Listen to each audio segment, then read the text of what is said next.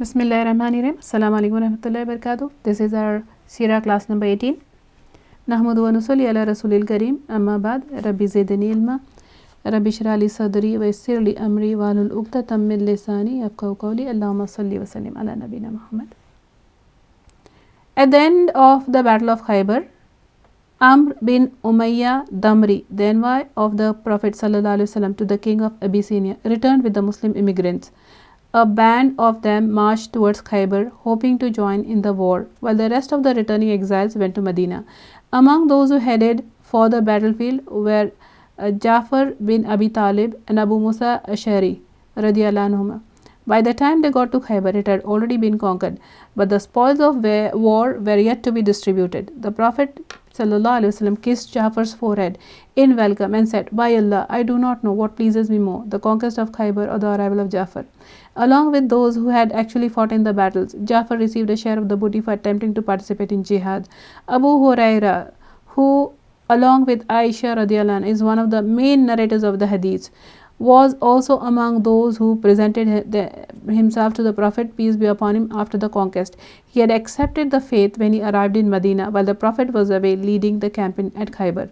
After obtaining permission from the authorities in Medina, he left for Khaybar to enlist in the Muslim army but arrived after the war. Now that peace prevailed and the threats of death and exile had receded, the Jews launched a different kind of warfare. They conspired to kill the Prophet, peace be upon him. Through the wife of Salam bin Mishkam, they presented a roasted goat to the Prophet, peace be upon him. Knowing that the Prophet ﷺ relished the shoulder, she peppered that portion liberally with poison. One morsel was enough to warn the Prophet ﷺ, who quickly spat it out, saying, "This is poison." Upon being summoned by the Prophet, peace be upon him, who wished to ascertain the facts, the Jews and the women confessed their crime and said, "We thought that if you were a pretender, we would get rid of you. But if you are truly a prophet, the poison would be ineffective." At that, the Prophet, peace be upon him, forgave them. But when Bishr bin Bara bin Marur radiyallahu anhu died from eating the meat, the woman was killed as retribution. The Prophet, peace be upon him, had barely subdued one set of enemies when the news came that another conglomeration was amassing arms against him. The Bedouins of Banu Anmar, Thalaba and Maharib were preparing to strike and had to be quelled.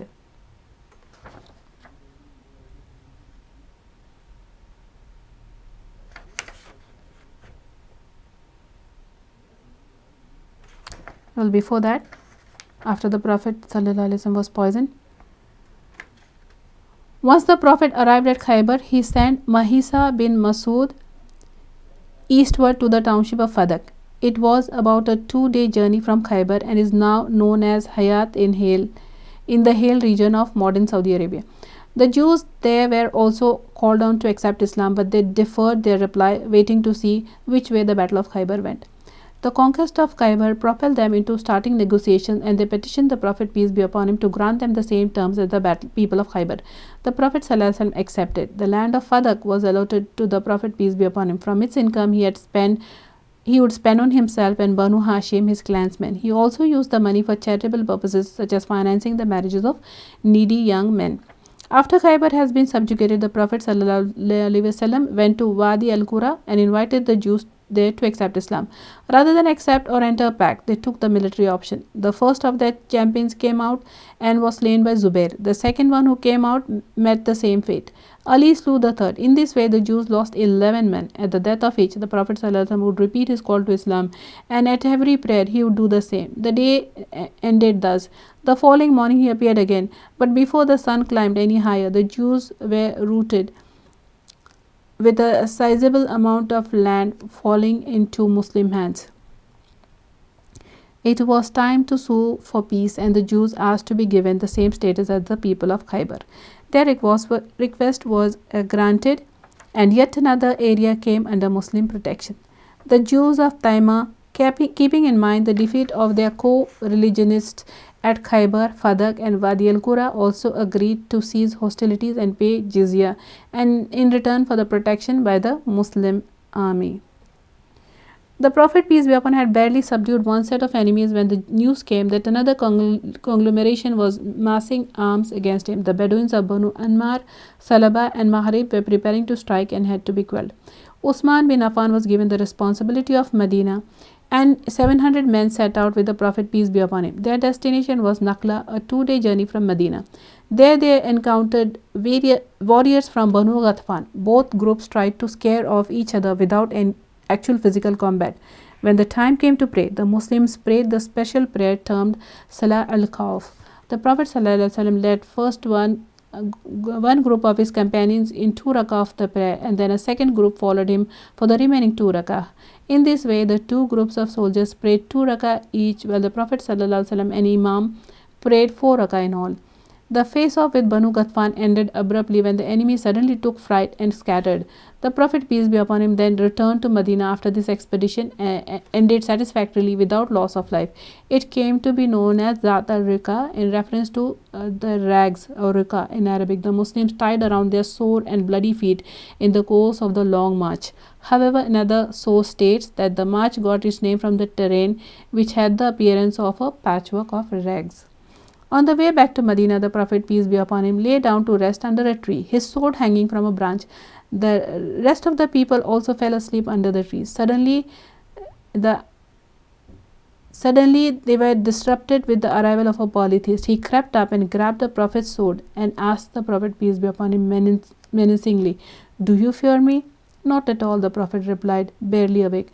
But not at all perturbed, the polytheist asked, "Who will save you from me now?" "Allah," the Prophet ﷺ replied calmly.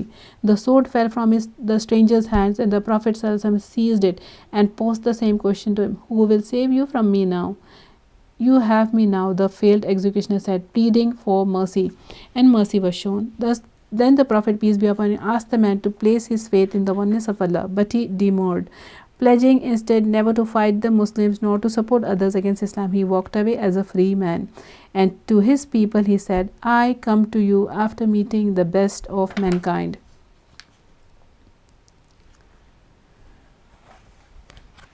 A year had gone by since the Treaty of Hudaybiyah. In accordance with the pact, the Muslims were now free to set out for Umrah.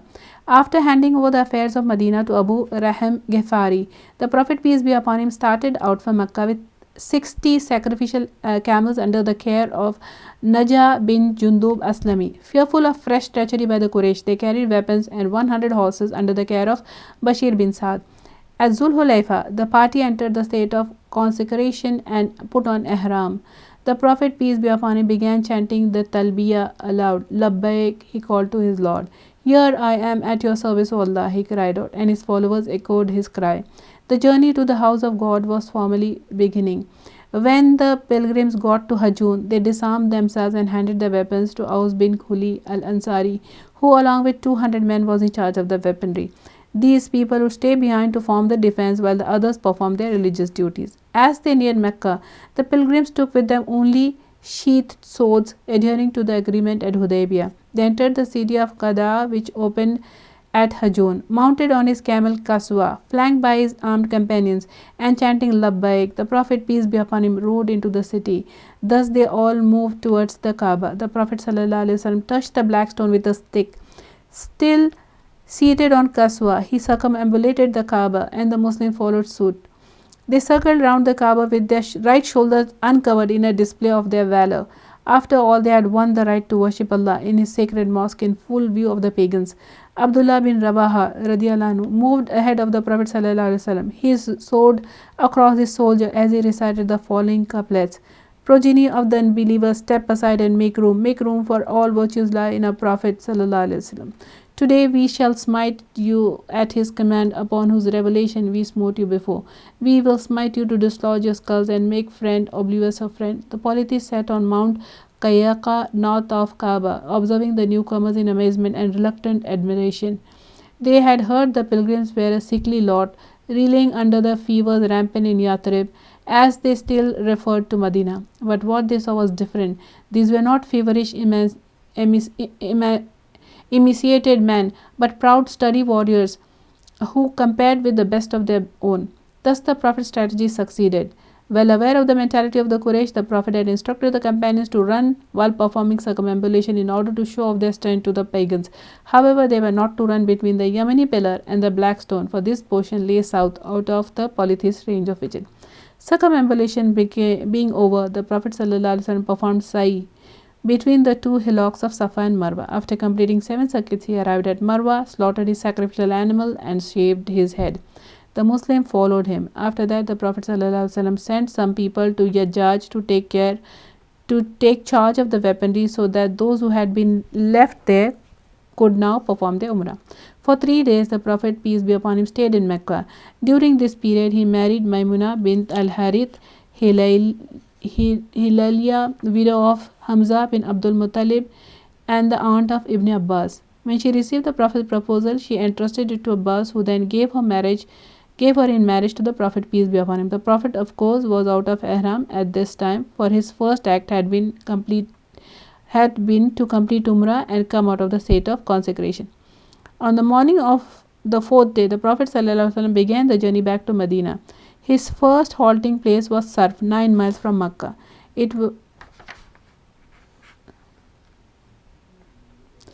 Allah had also decreed that Maimuna would later die at Sarf and be buried here at the same place where she had become the bride of the Prophet. Back in Medina, the Prophet ﷺ was again swamped by the affairs of the state. Letters were also sent to Harith bin Abu Shammar Ghassani, the representative of the Romans in Damascus, then to Hawda bin Ali, chief of Yamama, then to the ruler of Bahrain, and then to the rulers of Oman, and also to Sharabil bin Amr Ghassani, the Amir of Basra, who responded by beheading the envoy Harith bin Umar Azdi radiallahu at Muta in southern Jordan. Killing an emissary was like declaration of war. The Prophet ﷺ was grief-stricken and found the act so reprehensible that he later waged war against Sharabil. This battle came to be known as the Battle of Muta.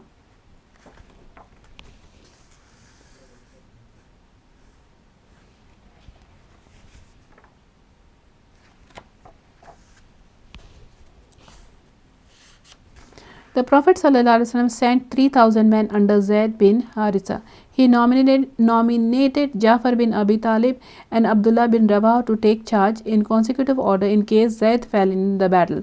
The Prophet ﷺ prepared a white flag and handed it to Zayd bin Haritha. He instructed Zayd to go to the area where Haris, the emissary, had been martyred, and to invite the populace to Islam. The Muslims were to fight only if the people rejected the call. As he saw the troops off, the Prophet ﷺ uttered these memorable words, as stated in Bukhari. In the name of Allah, in the way of Allah, fight against those who blaspheme Him. Behold, commit no breach of promise, nor of trust, nor kill their children, women, old men on the verge of death, nor the recluse in the hermitage, and do not cut down date trees, nor demolish any building. The Prophet ﷺ escorted the troops up to Saniyatul Wada and then bade them farewell. The army pitched its tents at Ma'an in southern Jordan. There they found out that Heraclius was stationed close by at Ma'ab with 100,000 forces, and another 100,000 Christians had joined his forces. The news disconcerted the Muslims, who were unsure of what to do. For 2 nights they sat conferring about the situation, wondering whether to wade into the battlefield outnumbered or to send for reinforcements. Then Abdullah bin Rawah made this impassioned speech to the Muslims. Men, you evade that by Allah for which you came out martyrdom. We do not fight the enemy on the strength of our power. We fight them with the religion we have been granted by Allah. Come, we shall profit both ways. Either we win or we court martyrdom. Thus the men then forged ahead and pitched their tents at Muta, where they took up their position and prepared to meet the enemy.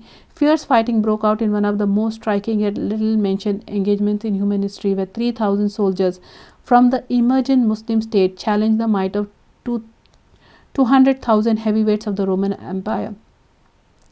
The Roman army lumbered on, fighting the whole day, but utterly failing to break a small but formidable side. Their array of weaponry failed to give them the edge because they lost their best fighters. The standard of the Muslim detachment was held by Zaid bin Harisa. He kept fighting ferociously until he was pierced by the enemy lances. The standard was then taken up by Jafar. As the battle surged to its bloodiest and fiercest point, he jumped off his charger and pounced on his enemies with his right hand. When his right hand was hacked off, Jafar radiallahu anh took the standard in his left hand. When it too was cut off, he took the standard in his left and to keep it aloft. Jafar remained on the battlefield until more than 90 wounds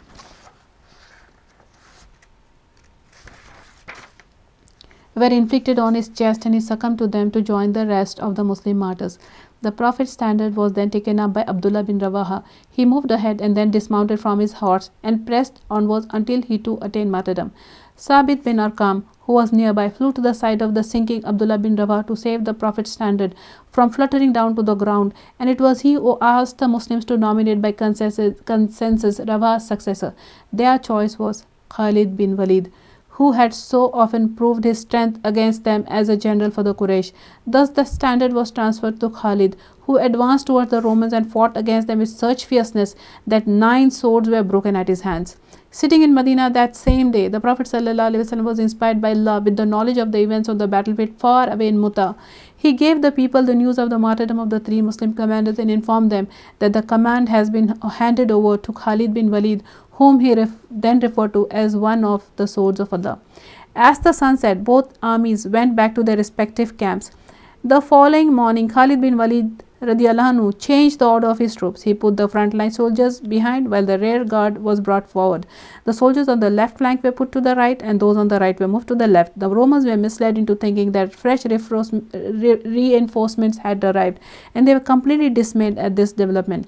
After a mild skirmish, Khalid ordered his troops to retreat, but the enemy dared not advance, for they thought that the Muslim retreat was a ruse. Thus the Muslims drew closer to Muta, and the skirmishes continued for 7 days until both sides retreated and the battle ended. In part because the Romans thought that the Muslim troops were receiving continual reinforcements. They feared that the Muslims planned to lure them into the desert, from where it was almost impossible to come out safe.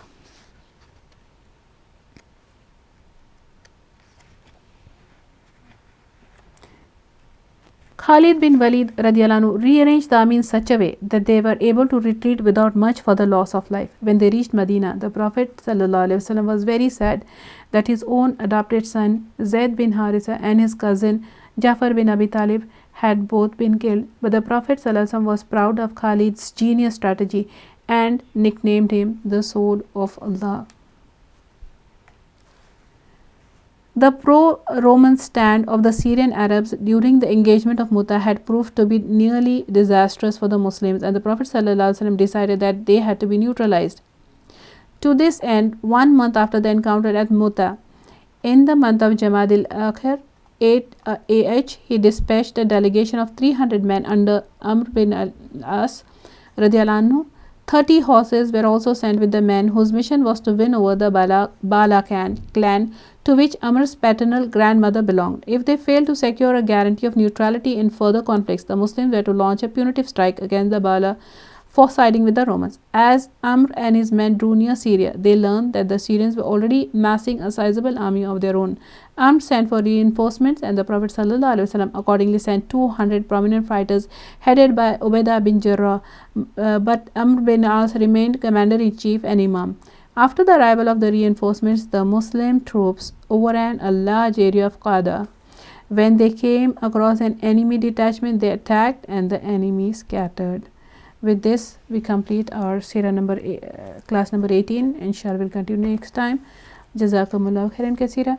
Subhanakallahumma wa bihamdika ashhadu an la ilaha illa anta astaghfiruka wa atubu ilaik. Allahumma salli wa sallim ala nabiyyina Muhammad. Assalamu alaikum wa rahmatullahi wa barakatuh.